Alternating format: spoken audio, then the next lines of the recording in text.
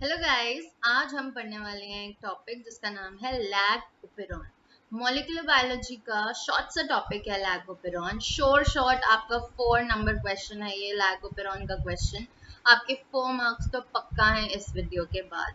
Okay, तो इस topic को पढ़ते ही आपके 4 मार्क्स बन जाएंगे। ऐसे ही आपको पढ़ना है, ऐसे ही आपको ऐसे टॉपिक सिलेक्ट करना है, क्योंकि सिलेक्शन का मतलब ही यही है कि सिलेक्टेड पढ़ना है। दुनिया में बहुत बायो है पढ़ने के लिए, बट हमारा सिलेबस क्या है, रिस्ट्रिक्टेड है। हमें एनसीईआरटी पढ़ना है, वर्ड बाय वर्ड पढ़ना है। ठीक है, तो ये टॉपिक थोड़ा सा कंसेप्चुअल है, जिस वजह से बच्चे समझ नहीं पाते, पता नहीं क्या हो रहा है, लैग ओपेरॉन क्या है। तो इस वीडियो के बाद आपको बिल्कुल इजी लगेगा ये कॉन्सेप्ट, बिल्कुल आराम से समझ आ जाएगा, और आप इसके अराउंड जो भी क्वेश्चन आएगा वो आपको समझ आ जाएगा, आपका सही हो जाएगा, और 4 मार्क्स आपके जेब में हो जाएंगे। All right, so let's begin. So guys, आज का टॉपिक है, जैसे कि मैंने कहा, लैग ओपेरॉन। ठीक है, तो इस टॉपिक को स्टार्ट करने से पहले आपको मैं थोड़ा सा ब्रीफ इंट्रोडक्शन देती हूँ। देखिए, अगर मैं आपसे पूछती हूँ कि ये क्या है, एक स्किन का सेल है, क्या है ये, एक स्किन का सेल है। ये क्या है, एक पैंक्रियास का सेल है। क्या है ये, एक पैंक्रियास का सेल है। ये क्या है, एक हेयर सेल है। ठीक है, ये क्या है, एक हेयर सेल है। ये मान लो ये आपकी स्टमक का सेल है। कोई भी सेल उठा लो, किडनी का उठा लो, कहीं का भी सेल उठा लो। ठीक है, ये आपकी स्किन का सेल है, ये आपके पैंक्रियास का सेल है, ये आपके हेयर का सेल है, ये आपके स्टमक का सेल है। ठीक है, तो इसमें कितने क्रोमोसोम्स होंगे, स्किन सेल में कितने क्रोमोसोम्स होंगे, आप ही का सेल है, कितने होंगे, 46। पैंक्रियास के सेल में भी कितने होंगे, 46 क्रोमोसोम्स। हेयर के सेल में कितने होंगे, 46 क्रोमोसोम्स। स्टमक के सेल में भी कितने होंगे, 46 क्रोमोसोम्स। यानी कि जो डीएनए है आपका, यानी कि जो आपका जेनेटिक मटेरियल है, वो 46 क्रोमोसोम्स में अरेंज्ड है। इसमें भी वही डीएनए है जो आपका 46 क्रोमोसोम में अरेंज्ड है। इसमें भी वही डीएनए है जो 46 क्रोमोसोम में अरेंज्ड है, और इसमें भी यही डीएनए है। तो क्वेश्चन ये है, क्योंकि हम मॉलिक्यूलर बायोलॉजी में पढ़ते हैं डीएनए से क्या होता है, आरएनए, और आरएनए से क्या होता है, प्रोटीन। क्या होता है, प्रोटीन। इसको कहते हैं ट्रांसक्रिप्शन, इसको कहते हैं ट्रांसलेशन। तो अब जब सबके पास डीएनए क्या है, सेम, सबके क्रोमोसोम क्या है, 46, तो ऐसा क्या हो गया भाई कि ये स्किन बन गया, स्किन का सेल। ऐसा क्या हो गया इसमें कि ये बन गया पैंक्रियास का सेल। ऐसा क्या हो गया कि ये बन गया हेयर का सेल, और ऐसा क्या हो गया जो ये बन गया स्टमक का सेल। तो हर सेल का जेनेटिक मटेरियल क्या है, सेम। सबका डीएनए सीक्वेंस क्या है, सेम। सबके क्रोमोसोम नंबर क्या है, सेम। पर फिर भी हर सेल जो है वो अपना अपना फंक्शन परफॉर्म कर रहा है। ऐसा क्यों है? ठीक है, तो इसका आंसर ये है, इसका आंसर ये है एक वर्ड जिसका मतलब है, जिसका मतलब है सिलेक्टिव एक्सप्रेशन। जिसका मतलब है सिलेक्टिव एक्सप्रेशन। ठीक है, सिलेक्टिव एक्सप्रेशन से हमें क्या समझ आ रहा है, देखो, जो हमारा डीएनए है, क्या है हमारा डीएनए, वो ट्रांसक्राइब और ट्रांसलेट होता है और एक्सप्रेस होता है in the form of protein. वो एक्सप्रेस होता है in the form of protein. हमारा सीक्वेंस एक्सप्रेस हो रहा है in the form of protein, पर हमने उसका क्या करवाया है, सिलेक्टिव एक्सप्रेशन। क्या कराया हमने उसका, सिलेक्टिव एक्सप्रेशन। तो मान लो कि स्किन के सेल में भी 46 क्रोमोसोम्स है, पैंक्रियास में भी 46 क्रोमोसोम्स हैं, हेयर में भी 46 क्रोमोसोम है, स्टमक में भी। पर मान लो कि यहाँ पे एक ऐसा जीन सीक्वेंस है जो स्किन के लिए कोड कर रहा है, मतलब या स्किन के पिगमेंट्स के लिए कोड कर रहा है, या स्किन से रिलेटेड फंक्शंस के लिए कोड कर रहा है। मान लो यहाँ पे ऐसा सीक्वेंस है जो पैंक्रियास से रिलेटेड फंक्शंस में हेल्प कर रहा है। यहाँ पे ऐसा सीक्वेंस है जो हेयर के रिलेटेड फंक्शंस में हेल्प कर रहा है। यहाँ पे ऐसा सीक्वेंस है जो स्टमक के रिलेटेड गैस्ट्रिक फंक्शंस में हेल्प कर रहा है। तो अब इन पर्टिकुलर सेल्स में सिर्फ वही जीन्स को एक्टिव कराया जाएगा, या उन्हीं सीक्वेंस को ट्रांसक्राइब या ट्रांसलेट किया जाएगा जिसका उस पर्टिकुलर फंक्शन में रोल है। यानी कि यहाँ पे सिर्फ उन्हीं जीन्स को एक्टिव किया जाएगा जिनका स्किन में रोल है। यहाँ पे सिर्फ उन्हीं जीन्स को एक्टिव किया जाएगा जिनका पैंक्रियाज में रोल है। यहाँ पे सिर्फ उन्हीं जीन्स को एक्टिव किया जाएगा जिनका हेयर में रोल है। सारे जीन्स को, सारे 46 क्रोमोसोम पे जितने भी जीन सीक्वेंस है, सबको एक्टिव नहीं किया जाएगा। सिर्फ सिलेक्टेड लोगों का ही क्या होता है, सिलेक्शन होता है ना। जो क्वालिफाइंग मार्क्स लेके आएगा उसी का ही क्या होगा, सिलेक्शन होगा। वैसे ही ये वाला सेल स्टमक की तरह क्यों बिहेव करेगा, क्योंकि यहाँ पे सिर्फ उन्हीं जीन्स को एक्टिव किया जाएगा जो स्टमक से रिलेटेड प्रोटीन को बना रहे हैं। आ रही है मेरी बात समझ में? तो यहाँ पे हमने सिलेक्टेड लोगों का एक्सप्रेशन करा है, सिलेक्टेड जीन्स को एक्सप्रेस करवाया है, सिलेक्टेड जीन्स का ट्रांसक्राइब और ट्रांसलेशन हुआ है, इसीलिए इस टर्म को क्या बोलते हैं, सिलेक्टिव एक्सप्रेशन। क्या बोलते हैं, सिलेक्टिव एक्सप्रेशन। अब आपको ये समझ आया कि सबका जेनेटिक मटेरियल तो सेम है, पर फिर भी हर सेल जो है एक अपना फंक्शन परफॉर्म इसलिए कर पा रहा है क्योंकि वो क्या फिनोमेना शो कर रहा है, सिलेक्टिव एक्सप्रेशन, सिलेक्टिव एक्सप्रेशन। चलो ठीक है, ये टर्म हम समझ गए। दूसरी एक टर्म पढ़ते हैं। एक टर्म होती है जीन रेगुलेशन। क्या होती है, जीन रेगुलेशन। रेगुलेशन का वर्ड मतलब क्या होता है, what is regulation, gene regulation. ठीक है, तो देखिए जैसे अब हमारे रेगुलेशन का मतलब क्या होता है, देखो जैसे अब हमारे घर में क्या है, पंखा है। ठीक है, ये हमारा स्विच बोर्ड है, ये हमारा स्विच है, और ये हमारा गोल गोल गोल गोल क्या होता है, इस चीज को क्या बोलते हैं, रेगुलेटर। क्या बोलते हैं इस चीज को, रेगुलेटर। तो रेगुलेटर क्या करता है, स्पीड को कम भी कर सकता है और स्पीड को ज्यादा भी कर सकता है ना। तो इस गोल गोल चीज को जिससे हम स्पीड घटा भी रहे हैं और स्पीड बढ़ा भी रहे हैं, इसको क्या बोलते हैं, रेगुलेटर। तो वैसे ही अब जो जीन है हमारा उसका रेगुलेशन है, तो इसका मतलब हम अपने जीन को क्या कर सकते हैं, ऑन भी कर सकते हैं जरूरत पड़ने पे, और हम अपने जीन को ऑफ भी कर सकते हैं जरूरत पड़ने पे। इस फिनोमेना को क्या बोलेंगे हम, जीन रेगुलेशन। अब ये जीन्स तो सबके पास है, मतलब यानी कि ये प्रोकैरियोट्स के पास भी हैं और यूकैरियोट्स के पास भी हैं। तो जीन रेगुलेशन प्रोकैरियोट्स में भी हो रही है और यूकैरियोट्स में भी हो रही है। तो जीन रेगुलेशन यूकैरियोट्स में कहाँ पे होती है, जैसे ट्रांसक्रिप्शन लेवल पे, पोस्ट ट्रांसलेशन लेवल पे, तो वो अपना जीन रेगुलेशन करता है। पर प्रोकैरियोट्स में क्या होता है, क्योंकि ट्रांसक्रिप्शन और ट्रांसलेशन क्या होता है, कपल्ड होता है, साथ साथ चल रहा है। जैसे जैसे ट्रांसक्रिप्शन होता जा रहा है वैसे वैसे प्रोटीन बनता जा रहा है, ट्रांसलेशन होता जा रहा है। तो वहां पे पोस्ट ट्रांसलेशन या पोस्ट ट्रांसक्रिप्शनल ऐसे वर्ड्स नहीं आ सकते। तो तब क्या करेगा, तब कैसे वो जीन को रेगुलेट करेगा, उसे कैसे कंट्रोल करेगा, कैसे कंट्रोल करेगा। ऐसे तो नहीं छोड़ सकते कि हमेशा उसको ऑन ही छोड़ दें और हमेशा उसको ऑफ ही छोड़ दें, ऐसा तो पॉसिबल नहीं है। कोई ना कोई एक सिस्टम होगा, है ना, कोई ना कोई तो स्विच होगा जो उसको ऑन करेगा या उसको ऑफ करेगा। तो ये जो स्विच है, ये जो स्विच है जो उसको ऑन करेगा और ऑफ करेगा, इस स्विच को क्या बोलते हैं, ओपेरॉन। क्या बोलते हैं, ओपेरॉन। ये जो सिस्टम है स्विच का, जो उस जीन का क्या करेगा, रेगुलेशन करेगा बाय स्विचिंग इट ऑन और बाय स्विचिंग इट ऑफ। इस स्विच को क्या बोला है हमने, ओपेरॉन। आगे मेरी बात समझ में है कि ओपेरॉन क्या है।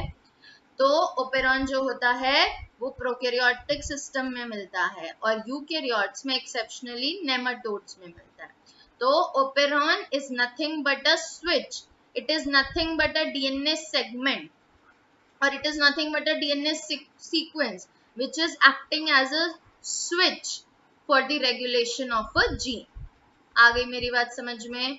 तो ओपेरॉन क्या है, एक स्विच है जिससे वो क्या कर रहा है, जीन को रेगुलेट कर रहा है, जिससे जीन का लेवल या तो बढ़ रहा है या तो कम हो रहा है। आ गई मेरी बात समझ में, आगे बढ़ते हैं। ठीक है, अब ये जो ओपेरॉन है ये होता कहाँ पे, अगर आपने देखो ये क्या है, एक बैक्टीरिया है। हमारा डीएनए कैसा होता है, ऐसा लीनियर, हमारा लीनियर है। पर बैक्टीरिया का डीएनए कैसा होता है, सर्कुलर। कैसा होता है बैक्टीरिया का डीएनए, सर्कुलर। ठीक है, तो अगर आपने अपनी कॉपी में लैक ओपेरॉन का देखा हो, लैक ओपेरॉन का डायग्राम देखा है आपने, ठीक है। तो ये जो मैंने लाइन बनाई है, ये जो लाइन बनाई है, ये वाली, ये देख पा रहे हो, ये वाली लाइन, दिस लाइन, ये जो लाइन बनाई है मैंने ग्रीन कलर से, ये लाइन क्या है, ये लाइन क्या है, this is nothing but the DNA segment. Suppose करो कि ये एक बैक्टीरिया का डीएनए है, तो अगर मैं कह रही हूँ कि जो ओपेरॉन है वो यहाँ लाई कर रहा है, इस सीक्वेंस पे लाई कर रहा है, तो ये भी क्या है, ये एक डीएनए का सेगमेंट है ना जहाँ पे ओपेरॉन लाई कर रहा है। तो this is nothing but the bacteria का डीएनए सेगमेंट, जिसके ऊपर कुछ जीन्स हैं जो किस तरीके से एक्ट कर रहे हैं, ओपेरॉन की तरह एक्ट कर रहे हैं, यानी कि एक स्विच की तरह एक्ट कर रहे हैं, जिससे वो जीन को क्या करवाएंगे, ऑन या ऑफ करवाएंगे। ठीक है, आगे मेरी बात समझ में। तो अब इसको समझने के लिए हमारे पास कॉपी में किसका एग्जाम्पल है, लैक ओपेरॉन का। एनसीईआरटी ने ओपेरॉन सिस्टम को एक्सप्लेन करने के लिए किसका एग्जाम्पल दिया है, हमें लैक ओपेरॉन का एग्जाम्पल दिया है। ठीक है, तो फर्स्टली अब यहाँ पे देखते हैं लैक ओपेरॉन का डायग्राम देखते हैं, जो एक डायरेक्ट नीट क्वेश्चन है। हमेशा आ जाता है कि कौन जो है क्या क्या बना रहा है, पी से क्या बन रहा है, ओ से क्या बन रहा है, मैचिंग में आ जाता है, स्टेटमेंट में आ जाता है, बहुत ही कॉमन क्वेश्चन है। तो आराम से इसको लर्न करेंगे कि क्या कौन से टर्म्स जो रिप्रेजेंट हो रहे हैं, पी ओ जेड वाई, ये किसको बना रहे हैं। ठीक है, मैं यहाँ पे बड़ा करके बना रही हूँ आप लोगों के लिए। देखो ये क्या बना दिया मैंने, डीएनए का सेगमेंट। अब इसके अंदर मैं बना रही हूँ, देखो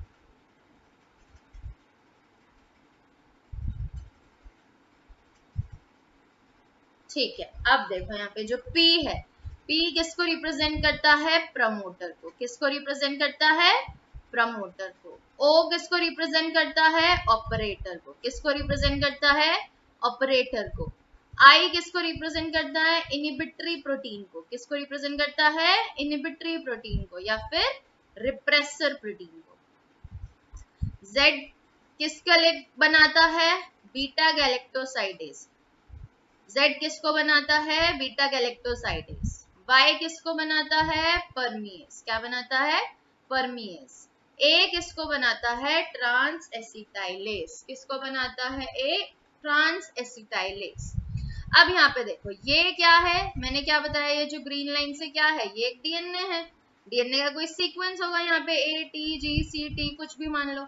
इस डीएनए से क्या बनेगा, आरएनए बनेगा, और इस आरएनए से क्या बनेगा, कोई प्रोटीन बनेगा, और वो प्रोटीन का नाम क्या है जो Z से बनेगा, बीटा गैलेक्टोसाइडेज। क्या नाम है, बीटा गैलेक्टोसाइडेज। सिमिलरली Y से भी ऐसा ही सेम होगा, डीएनए से क्या बनेगा, आरएनए, आरएनए से क्या बनेगा, कोई प्रोटीन। इस प्रोटीन का नाम क्या है, परमीएस। सिमिलरली A से जो बनेगा उसका नाम क्या है, ट्रांस एसिटाइलेज। क्या है, ट्रांस एसिटाइलेज। तो ये सारे क्या हैं हमारे, ये तीनों क्या हैं हमारे, स्ट्रक्चरल जीन्स। क्या हैं हमारे, स्ट्रक्चरल जीन्स। ठीक है, ये है हमारा प्रमोटर, ये है हमारा ऑपरेटर। अब देखो ये जो प्रमोटर है वो क्या कर रहा है, इन तीनों जीन्स को कंट्रोल कर रहा है। तो सिमिलरली अगर मैं बोलूं इनहिबिटरी प्रोटीन है, इनहिबिटरी प्रोटीन कैसा आएगा, क्योंकि उस प्रोटीन का कोई आरएनए बना होगा और उस आरएनए का कोई डीएनए होगा, यानी कि ये वाला सेगमेंट होगा। यहाँ पे कोई जीन सीक्वेंस होगा जो इस इनहिबिटरी प्रोटीन के लिए कोड कर रहा होगा। तो इस जीन को कंट्रोल करने के लिए क्या होगा, उसका भी कोई प्रमोटर होगा। जैसे इन ZYA को कंट्रोल करने के लिए ये प्रमोटर है, वैसे इनहिबिटरी प्रोटीन के जीन को कंट्रोल करने के लिए भी क्या होगा, यहाँ पे उसका प्रमोटर होगा। तो यहाँ पे मैं लिख देती हूँ PI। आ रही है बात समझ में। और यहाँ पे एक होती है कैप्साइड, जिसके बारे में हम बाद में बात करेंगे। अब ये जो पूरा मैंने एक डायग्राम बनाया है आपके लिए, दिस होल डायग्राम, ये किसको रिप्रेजेंट करता है, ओपेरॉन को। किसको रिप्रेजेंट करता है, ओपेरॉन सिस्टम को रिप्रेजेंट करता है, जिसमें क्या है, एक प्रमोटर है, एक ऑपरेटर है, कुछ हमारे स्ट्रक्चरल जीन्स हैं, और एक हमारे पास हमारा रेगुलेटरी जीन है। ठीक है, ये सारी चीजें मिलके हमारा क्या बनाते हैं, ओपेरॉन सिस्टम बनाते हैं, यानी कि एक स्विच बनाते हैं, जिससे क्या होगा, जो भी हमारे स्ट्रक्चरल जीन्स हैं यहाँ पे, यानी कि Z, Y और A, ये क्या होते हैं, इस स्विच को यूज करके ऑन होते हैं या ऑफ होते हैं। तो मैं फिर से रिपीट कर देती हूँ आपके लिए, क्योंकि ये नीट में बहुत बार आ चुका है। नीट का शॉर्ट क्वेश्चन है, मैचिंग में आ जाता है, कैसे भी आ जाता है, शॉर्ट क्वेश्चन है। ठीक है, कि क्या किसको कोड कर रहा है, P किसको कोड कर रहा है, प्रमोटर को। O किसको कोड कर रहा है, ऑपरेटर को। Z क्या बनाएगा, कौन सा प्रोटीन बनाएगा, बीटा गैलेक्टोसाइडेज। Y कौन सा प्रोटीन बनाएगा, परमीएज। A कौन सा प्रोटीन बनाएगा, ट्रांसएसिटाइलेज। I क्या बनाएगा, इनहिबिटरी प्रोटीन या फिर रिप्रेसर प्रोटीन। आ गई बात समझ में, अब क्लियर है। अब आगे बढ़ते हैं। अब ये तो हम समझ गए हैं, ठीक है, कि कौन किसको कोड कर रहा है, ठीक है। तो अब ये जो लैक ओपेरॉन वर्ड है, लैक ओपेरॉन वर्ड में लैक क्या है हमारा, लैक्टोज। क्या है हमारा, लैक्टोज, ठीक है। अब देखो दो चीजें करनी है। जैसे मान लो आपको गर्मी लग रही है, क्या लग रही है, गर्मी लग रही है, तो आपने पंखे को क्या किया, फैन को क्या किया, ऑन किया, या फिर फैन को क्या किया, ऑफ किया, है ना। गर्मी लगने पे फैन ऑन हुआ, गर्मी लगने पे फैन ऑफ हुआ, गर्मी ना लगने पे, ठीक है। तो गर्मी क्या कर रही है, आपको इंड्यूस कर रही है। क्या कर रही है, आपको इंड्यूस कर रही है, ताकि आप जाके फैन को ऑन करो या फिर आप जाके फैन को ऑफ करो, ठीक है। तो वैसे ही ये जो लैक ओपेरॉन है, ये क्या करता है, इस ओपेरॉन को क्या करता है, इंड्यूस करता है। क्या करता है, इंड्यूस करता है। आई मेरी बात समझ में। जैसे मान लो नॉर्मली ये ओपेरॉन क्या है, ऑफ। क्या है ये ओपेरॉन, ऑफ पड़ा हुआ है। क्यों ऑफ पड़ा हुआ है, इसका आंसर मैं आपको बताती हूँ। देखो जो Z है, Z किसको बनाता है, बीटा गैलेक्टोसाइडेज। किसको बनाता है ये Z, बीटा गैलेक्टोसाइडेज।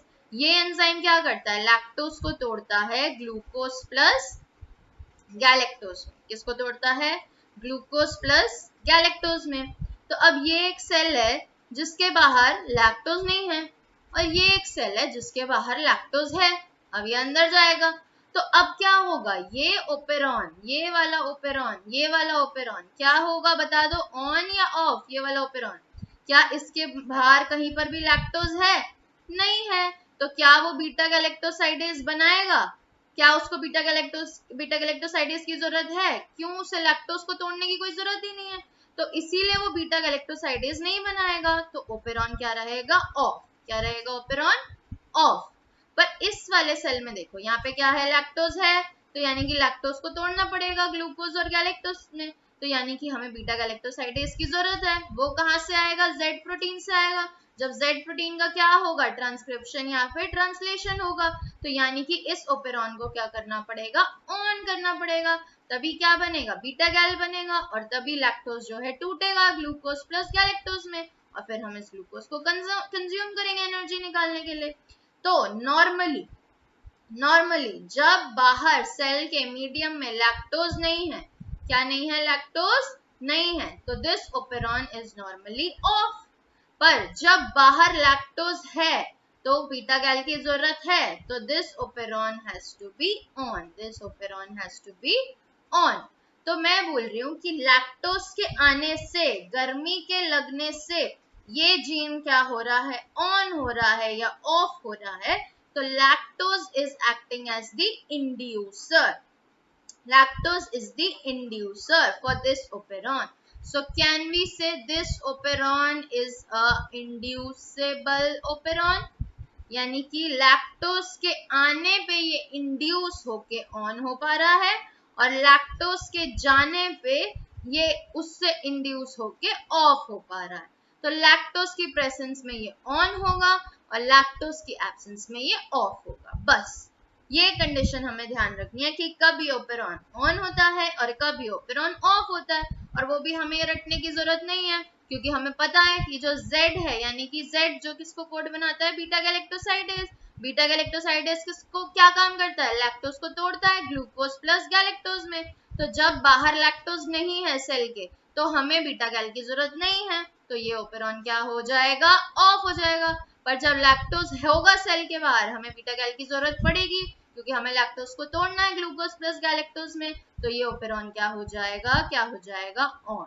आगे मेरी बात समझ में, चलो अब आगे बढ़ते हैं। तो हम ये कंडीशन तो समझ गए कि ये इंड्यूसिबल ओपेरॉन क्यों है, क्योंकि लैक्टोज के आने से ये ओपेरॉन ऑन हो रहा है और लैक्टोज के जाने से ये ओपेरॉन ऑफ हो रहा है। तो हमने बोला कि normally this operon is of, but when lactose comes, lactose will act as an inducer and switch on this operon. आ गई बात समझ में। और इसका रीजन क्या है, बीटा गैलेक्टोसाइडेज, क्योंकि बीटा गैलेक्टोसाइडेज उसको तोड़ेगा ग्लूकोज प्लस गैलेक्टोज में। अब आगे बढ़ते हैं। एक चीज अब हम पढ़ते हैं कि ये तो हम मोटी मोटी बात समझे कि होता क्या है, पर इसकी वर्किंग कैसे है, इसका मैकेनिज्म कैसे है। अब देखो, ये देखो, ये देखो, ये देखो, बहुत इजी है, बहुत इजी है। ये Z है, ये Y है, ये A है, ठीक है। ये क्या बनाता है, इसका कोई DNA होगा, उससे कोई RNA बनेगा और उससे कोई प्रोटीन बनेगा, और उस प्रोटीन का नाम क्या है, बीटा गैलेक्टोसाइडेज। क्या नाम है, बीटा गैलेक्टोसाइडेज। Y में भी सेम होगा, यहाँ पे कोई DNA सीक्वेंस होगा, उससे RNA बनेगा और उससे जो प्रोटीन बनेगा उसको क्या कहते हैं, परमिएज। क्या कहते हैं, परमिएज। मैं बार बार बोल रही हूँ ताकि आपको याद हो जाए। A से क्या बनेगा, ट्रांस एसिटाइलेज। अब यहाँ पे देखो, एक है ऑपरेटर और एक है प्रमोटर। अभी मैंने आपसे बताया था कि जो ओपेरॉन होता है, ओपेरॉन वाला सिस्टम जीन रेगुलेशन का किस में होता है, प्रोकैरियोट्स में होता है, और एक्सेप्शनली यूकैरियोट्स के नेमाटोड्स में होता है। तो जो ओपेरॉन का ये सिस्टम है वो यहाँ पे आप ध्यान से देखो, एक ही प्रमोटर है, एक ही प्रमोटर है, पर वो कितने जीन्स को कंट्रोल कर रहा है, 3 जीन्स को कंट्रोल कर रहा है। कितने जीन्स को कंट्रोल कर रहा है, 3 जीन्स को कंट्रोल कर रहा है। तो इसीलिए हम क्या बोलते हैं, जो प्रोकैरियोट्स होते हैं वो क्या होते हैं, पॉलीसिस्ट्रॉनिक। क्या होते हैं, पॉलीसिस्ट्रॉनिक। बट जो यूकैरियोट्स होते हैं वो कैसे होते हैं, मोनोसिस्ट्रॉनिक। क्या होते हैं, मोनोसिस्ट्रॉनिक। मतलब एक promoter will control one gene. तो कौन सा ज्यादा एफिशिएंट सिस्टम होगा, बता दो। अगर एक टीचर जो है वो एक क्लास में 100 बच्चे पढ़ाती है और एक टीचर जो है एक क्लास में 10 बच्चे पढ़ाती है, तो कौन सी क्लास ज्यादा एफिशिएंट होगी, कौन सी क्लास में बच्चे अच्छे से पढ़ पाएंगे, जिसमें 10 बच्चे हैं। तो इसीलिए एक टीचर जिसमें 10 बच्चे पढ़ा रही है उस क्लास की एफिशिएंसी ज्यादा होगी। तो यानी कि जो यूकैरियोट्स होंगे उनमें जीन रेगुलेशन का मैकेनिज्म क्या होगा, ज्यादा एफिशिएंट होगा, ज्यादा एफिशिएंट होगा। Why, because they are monosystronic. One promoter controls one gene, whereas in prokaryotes, one promoter controls more than one gene. So they are polysystronic. They are polysystronic. आ गई बात समझ में। अब आगे बढ़ते हैं कि ये जो ओपेरॉन है, जो हमने अभी बात करी कि लैक्टोज के आने पे ऑन ऑफ शो कर रहा है, तो ये होता कैसे। देखो, अब अगर हमें Z से क्या बन रहा है, बीटा गैलेक्टोसाइडेज।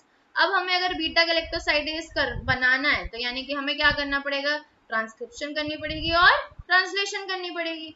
तो अब हमें पता है कि ट्रांसक्रिप्शन करने के लिए कौन सा एंजाइम यूज होता है, बता दो, जल्दी से बता दो।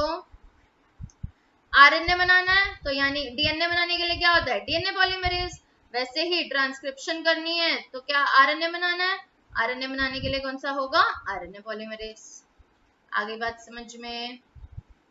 RNA polymerase, again very important question for NEET, short question आता है इससे। आरएनए पॉलीमरेज बाइंड करता है प्रमोटर पे। कहाँ बाइंड करता है, प्रमोटर पे। और ये जो हमारा इनहिबिटरी प्रोटीन है, इनहिबिटरी प्रोटीन, ये कहाँ बाइंड करता है, ऑपरेटर पे। कहाँ बाइंड करता है, ऑपरेटर पे। आ रही है बात समझ में। जैसे मान लो कि ये देखो, ये देखो, ये है मेरा प्रमोटर और ये है मेरा ऑपरेटर।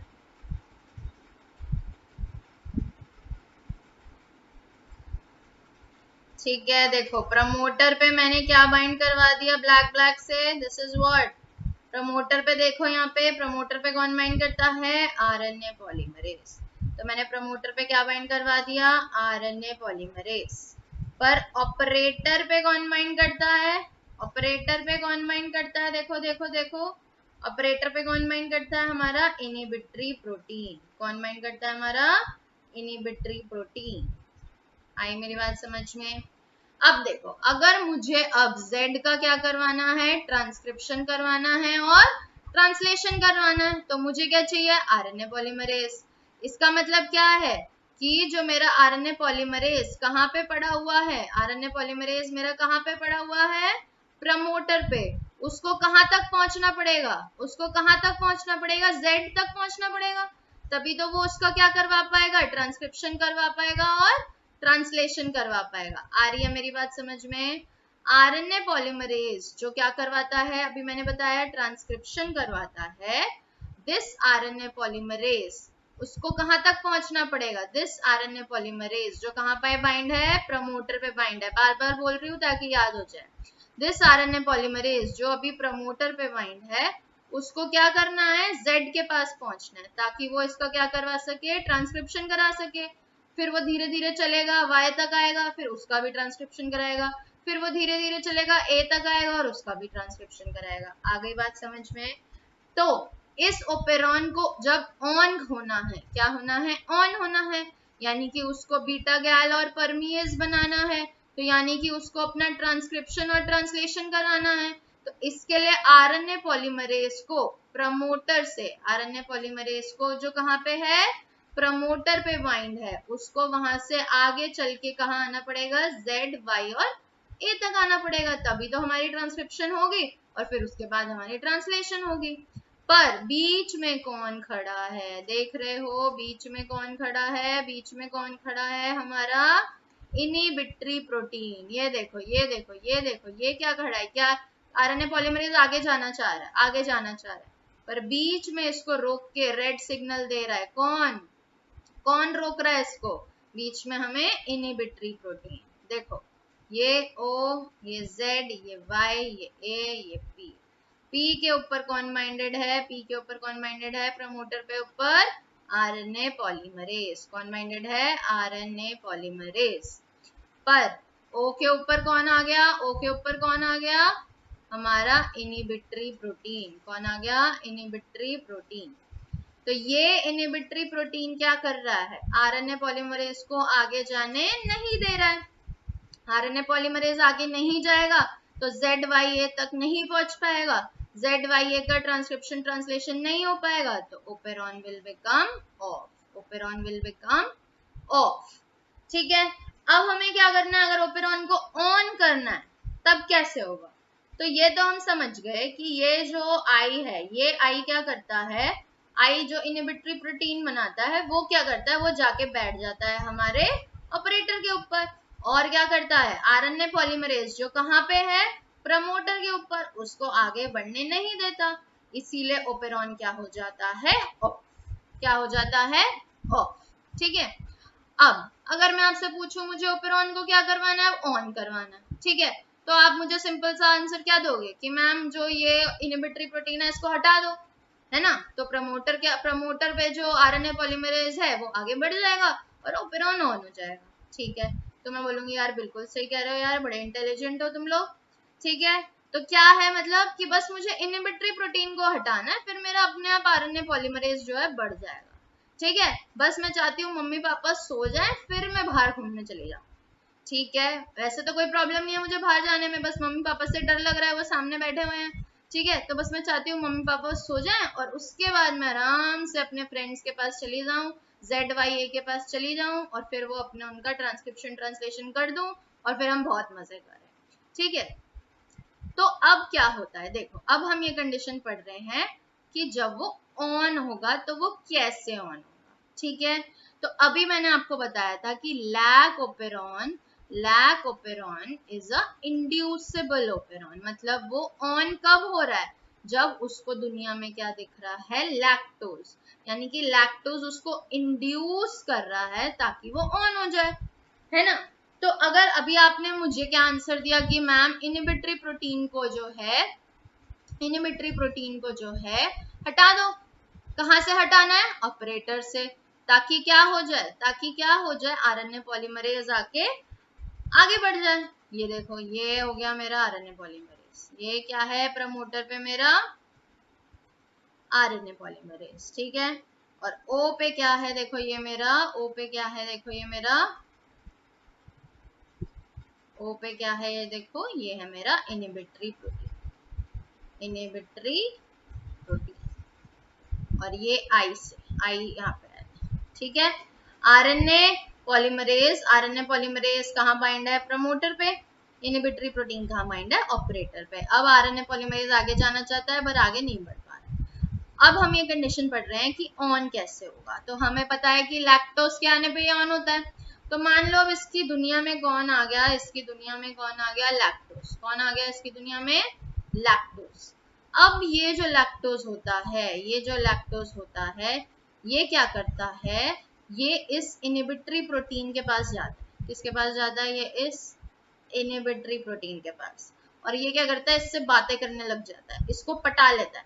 क्या कर लेता है? इसको पटा लेता है। यार आजा, चल घूम के आते हैं, आ जाना यार, बहुत देर हो गई घर पे बैठे हुए हैं, पक गए कोरोना में, थोड़ी देर घूम के आते हैं। ऐसे कर करके, इससे बातें करके इसको क्या करता है? पटा लेता है। क्या कर लेता है? इसको पटा लेता है। और धीरे धीरे बातों में करके इसको वहां से, धीरे धीरे उसको वहां से ले जाता है। क्या करता है? उसको वहां से ले जाता है।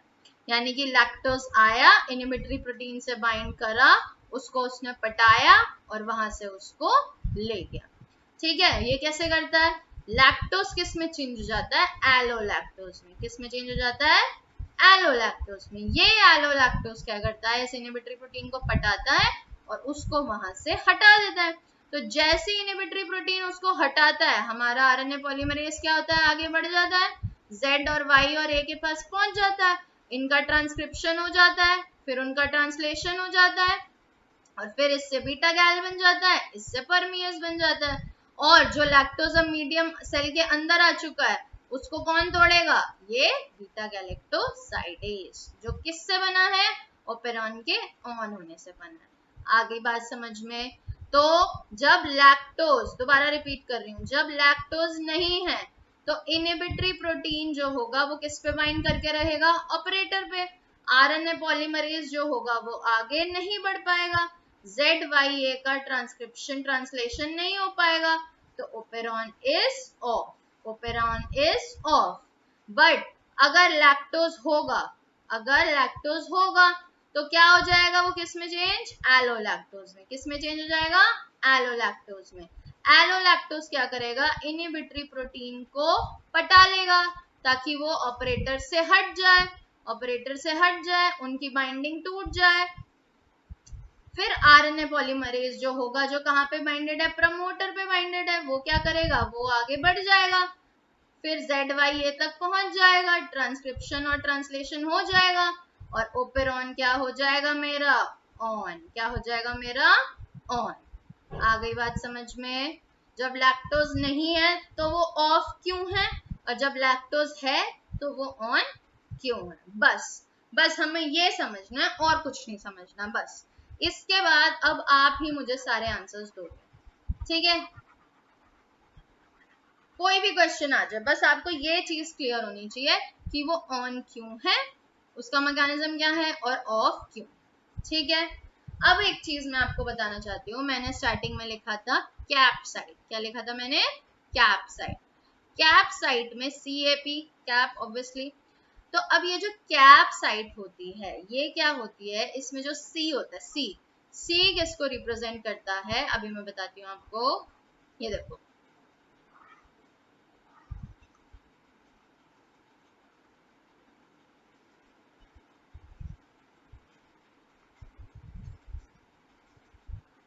ये रही मेरी कैप साइट, ठीक है? ये जो C है, C ये किसको रिप्रेजेंट करता है? साइक्लिक AMP को। किसको रिप्रेजेंट करता है? साइक्लिक AMP को। और ये कैप क्या है? Cyclic AMP activator protein. ये मिलके यहाँ कॉम्प्लेक्स बनाते हैं और यहाँ बाइंड करते हैं। देखो, साइक्लिक AMP और ग्लूकोज की कंसंट्रेशन क्या होती है? इनवर्स। मतलब ग्लूकोज ज्यादा तो कैम्प कम, ग्लूकोज कम तो कैम्प ज्यादा। आगे मेरी बात समझ में? अब कैम्प से हमें इतना लेना देना क्यों है भाई? कैम्प जो होता है वो इस ओपेरॉन को ऑन करवाने के लिए, उसकी एफिशिएंसी को बढ़ाने के लिए, उसकी एक्टिविटी को क्या करता है? प्रमोट करता है। क्या करता है? प्रमोट करता है, उसकी हेल्प करता है। ध्यान से सुनना ये बात। टीचर आपको क्या कर रही है? टीचर आपकी हेल्प कर रही है आपका पेपर क्लियर कराने में, आपको प्रमोट कर रही है, आपको मोटिवेट कर रही है ताकि आपकी एफिशिएंसी बढ़े, आपको नॉलेज दे रही है, आपकी हेल्प कर रही है। पर पेपर तो आपको ही क्लियर करना है, आपको ही क्लियर करना है, डॉक्टर आपको ही बनना है। आई मेरी बात समझ में? तो इस पूरे सिस्टम के मेन प्लेयर कौन है? आप हो। मेन प्लेयर कौन है?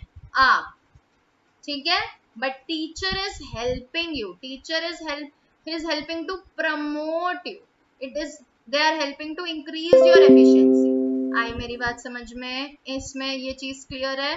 तो जब कैप प्रोटीन यहाँ पे आके बाइंड करेगा तो वो क्या करेगा? उसको ऑन कराने के लिए, उस ओपेरॉन को ऑन कराने के लिए उसकी एक्टिविटी को प्रमोट करेगा, उसकी एफिशिएंसी को बढ़ाएगा। आगे मेरी बात समझ में?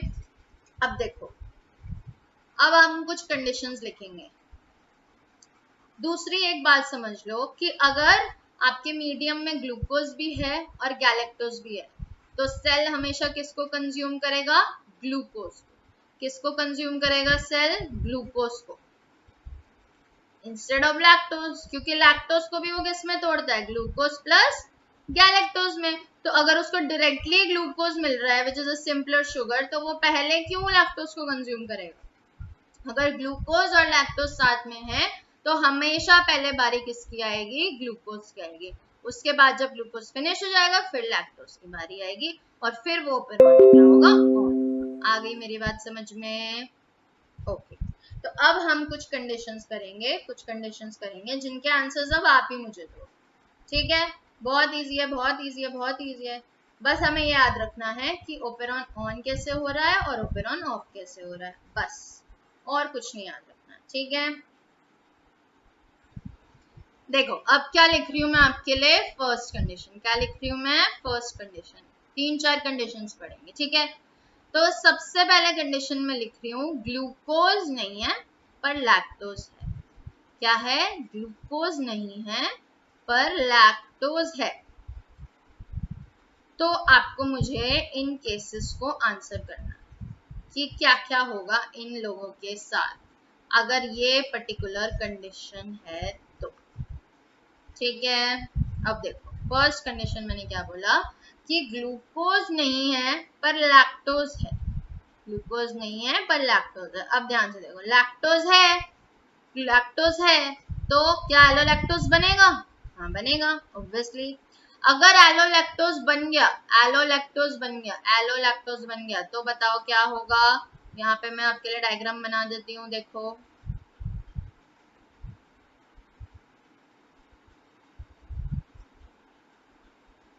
देखो प्रमोटर पे कौन बाइंड करवा दिया मैंने? RNA polymerase. और ऑपरेटर पे कौन बाइंड करा दिया मैंने?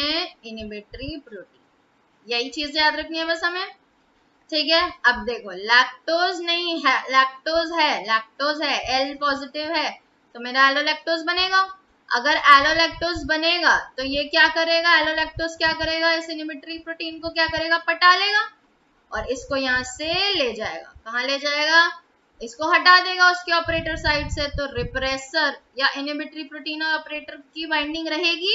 नहीं रहेगी, ठीक है। तो अगर एलोल और ग्लूकोज, देखो यहाँ पे ग्लूकोज नहीं है, यहाँ पे ग्लूकोज नहीं है तो हमें पता है, हमने भी पढ़ा था, ग्लूकोज और कैम की कंसेंट्रेशन क्या होती है? इनवर्स। क्या होती है?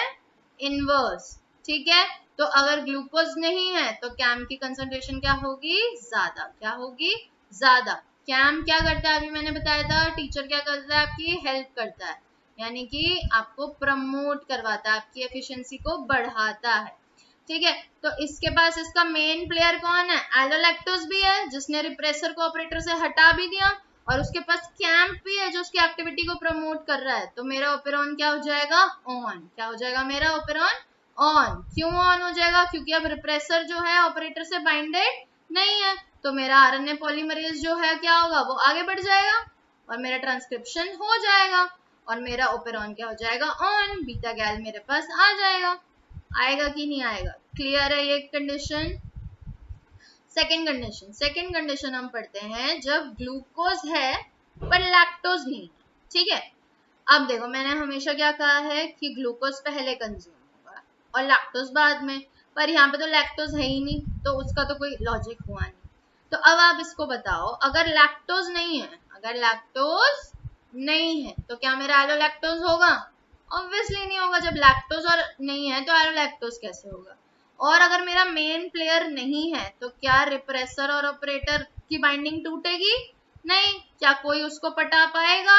नहीं। तो रिप्रेसर ऑपरेटर से बाइंडेड रहेगा, रिप्रेसर ऑपरेटर से बाइंडेड रहेगा, क्योंकि उसको पटा के ले जाने वाला कोई नहीं। ग्लूकोज है तो कैम की कंसेंट्रेशन क्या होगी? कम। क्या होगी? कम। मतलब लैक ओपेरॉन को प्रमोट करने के लिए भी कोई नहीं है। ठीक है, तो अब मुझे बताओ, उसके पास उसका मेन प्लेयर ही नहीं है, तो रिप्रेसर तो ऑपरेटर से बाइंडेड है, तो आरएनए पॉलीमरेज जो है वो आगे आगे बढ़ नहीं पाएगा, तो इसलिए ट्रांसक्रिप्शन नहीं हो पाएगा और मेरा ओपेरॉन क्या रहेगा? ऑफ। क्या रहेगा मेरा ओपेरॉन? ऑफ। क्लियर है ये दोनों बातें? थर्ड कंडीशन पे चलते हैं। ठीक है, जब ग्लूकोज नहीं है, ग्लूकोज भी नहीं है और लैक्टोज भी नहीं है, जब ग्लूकोज भी नहीं है और लैक्टोज भी नहीं है, तो अगर लैक्टोज नहीं है तो क्या मेरे पास एलोलैक्टोज होगा? नहीं होगा। क्या मेरे पास रिप्रेसर ऑपरेटर पे बाइंडेड रहेगा? बताओ जल्दी। ऑब्वियसली रहेगा। क्यों? क्योंकि एलोलैक्टोज ही नहीं है, तो रिप्रेसर ऑपरेटर पे बाइंडेड रहेगा। आरएनए पॉलीमरेज जो होगा वो आगे बढ़ नहीं पाएगा, ट्रांसक्रिप्शन नहीं हो पाएगा, ओपेरॉन क्या रहेगा? ऑफ। क्या रहेगा? ऑफ। और ग्लूकोज नहीं है तो कैम की कंसेंट्रेशन तो ज्यादा होगी, यानी कि उसका प्रमोटिंग फैक्टर तो ज्यादा होगा, पर टीचर क्या अकेले कुछ कर सकता है? नहीं। उसको किसकी जरूरत है? उसकी मेन प्लेयर की जरूरत है, और मेन प्लेयर कौन है उसका? एलोलैक्टोज। तो जब मेन प्लेयर ही नहीं है तो क्या टीचर अकेले कुछ कर सकता है? क्या प्रमोटिंग फैक्टर कुछ अकेले कर सकता है? कुछ नहीं कर सकता। तो ओपेरॉन क्या रहेगा? ऑफ। क्या रहेगा? Operon of. ओके, तो लास्ट कंडीशन क्या है हमारी? लास्ट कंडीशन क्या है हमारी? जब ग्लूकोज भी है और लैक्टोज भी है, जब ग्लूकोज भी है और लैक्टोज भी है। तो मैंने आपको क्या बताया था? फर्स्ट प्रेफरेंस किसको मिलती है? हमेशा ग्लूकोज को मिलती है। जब ग्लूकोज फिनिश हो जाएगा तो लैक्टोज स्टार्ट होना यूज हो जाएगा। फर्स्ट प्रेफरेंस इसको क्यों मिल रही है? क्योंकि लैक्टोज को भी तो हमें ग्लूकोज और गैलेक्टोज में ही तोड़ना पड़ता है। चलो अब इसके इसमें देखते हैं। देखो, अब अगर लैक्टोज है तो मेरा एलोलैक्टोज बनेगा तो सही, बट बिकॉज ग्लूकोज है ना, तो फर्स्ट प्रेफरेंस उसे मिलेगी, तो मेरा एलोलैक्टोज क्या बनेगा? बहुत ही लो बनेगा, या बहुत ही कम देर के लिए बनेगा। तो एलोलैक्टोज जो होगा वो रिप्रेसर को ऑपरेटर से हटा पाएगा या नहीं हटा पाएगा? बता दो जल्दी। वो उसको नहीं हटा पाएगा ज्यादा देर के लिए, ठीक है, क्योंकि इतना कम एलोलैक्टोज है कि उसको वो ज्यादा देर के लिए हटा नहीं पाएगा। जैसे ही वो उसको हटाएगा थोड़ी देर के बाद फिर से रिप्रेसर आ जाएगा, क्योंकि हमारे पास ज्यादा एलोलैक्टोज नहीं है। ग्लूकोज है तो इसलिए कैम की कंसेंट्रेशन क्या होगी? वो भी कम होगी, तो यानी कि इसको प्रमोट करने के लिए भी कोई नहीं है, और जो इसका मेन प्लेयर है वो भी क्या है? बहुत लो है। तो जैसे ही एलोलैक्टोज हट आएगा और रिप्रेसर को ऑपरेटर से हटाएगा, इतनी देर में कौन आ जाएगा? आरएनए पॉलीमरेज आ जाएगा और ट्रांसक्रिप्शन कर देगा। बट क्योंकि एलोलैक्टोज उसको बहुत ही कम देर के लिए हटा पाएगा, क्योंकि वो खुद ही बहुत कम बना है, इसलिए ट्रांसक्रिप्शन भी कैसी होगी? बहुत ही लो लेवल की होगी। क्या होगी? बहुत ही लो लेवल की। और ओपेरॉन क्या रहेगा मेरा? ऑफ ही रहेगा। आ रही है बात समझ में? क्योंकि सिर्फ वो उतना ही चलेगा या उतना ही एक्टिव होगा जब तक क्या होगा? जब तक एलोलैक्टोज होगा जितनी भी कंसेंट्रेशन में, और उसको रिप्रेसर को ऑपरेटर से हटा पाएगा, बस। उसके बाद क्या हो जाएगा? बता दो। उसके बाद फिर से रिप्रेसर ऑपरेटर पे आ जाएगा, आरएनए पॉलीमरेज आगे नहीं बढ़ पाएगा, ZY ये तक नहीं पहुंच पाएगा, ट्रांसक्रिप्शन ट्रांसलेशन नहीं हो पाएगी, ओपेरॉन क्या हो जाएगा? ऑफ हो जाएगा। आ गई मेरी बात समझ में? चारों कंडीशंस बिल्कुल क्लियर हैं।